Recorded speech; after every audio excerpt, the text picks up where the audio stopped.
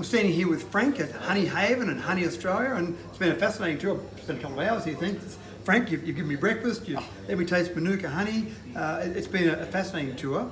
But what I love about here is that you've got a manufacturing facility here on the edge of Mudgee, and most people try and tell me that manufacturing is dead in Australia, but you're proving that wrong. We are, certainly. First of all, thank you, Matthew, for taking the time to come out and see us. We have the capacity of growing exponentially. Australia is known for the green bowl of the world. Yes, manufacturing, exporting is only starting to grow.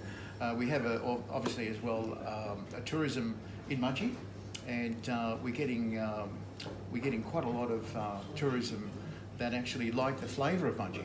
But yeah, we're growing our Australian Manuka, which I think you've had on toast this morning. Yeah, so very that's nice, not thank you. that's define that. Australian Manuka is as good, if not better, than New Zealand Manuka.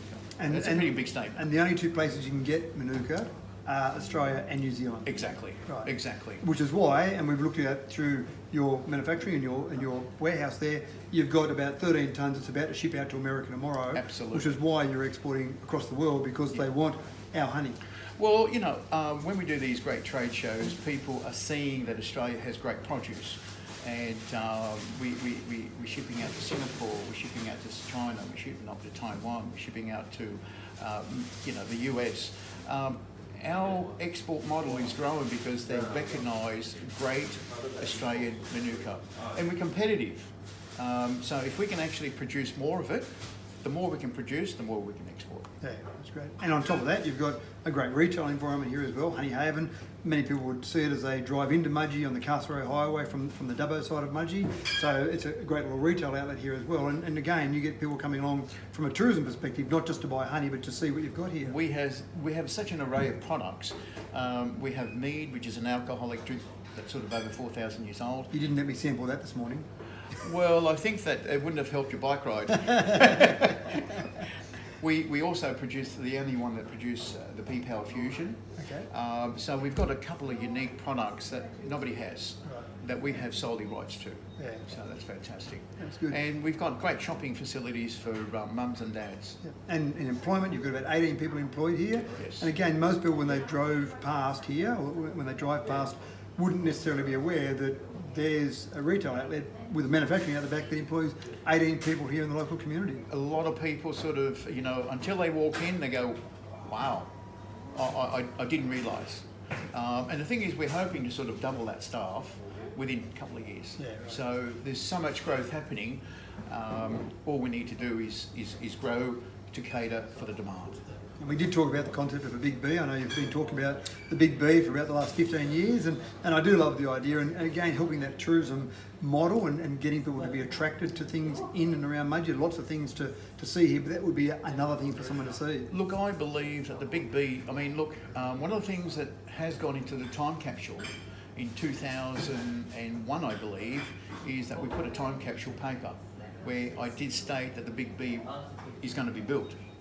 So I still got a few years up my sleeve, but having said that, the Big B would drive tourism, another probably 30% of tourism to Mudgee. I mean, how would that be? Because it would be a draw card and everybody would benefit for that. We want to do a little bit of research behind the bees, because without the bees, the food chain stops. And we're a lucky country.